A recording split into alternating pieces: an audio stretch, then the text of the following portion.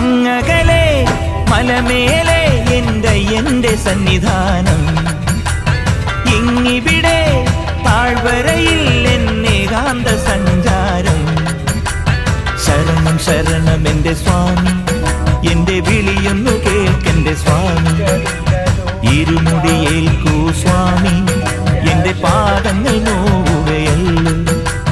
കാടിന്നിരുൾമുടിയാകെ മലങ്കാറ്റേറ്റുലയുകയാ. കാട്ടാനകളുടെ മേട്ടി കരിമ്പുലിയുടെ മൂളൽ കേട്ടു. തുണയിവിടാരുമില്ല ആരുമില്ലൻ പൊന്നയ്യപ്പനേ.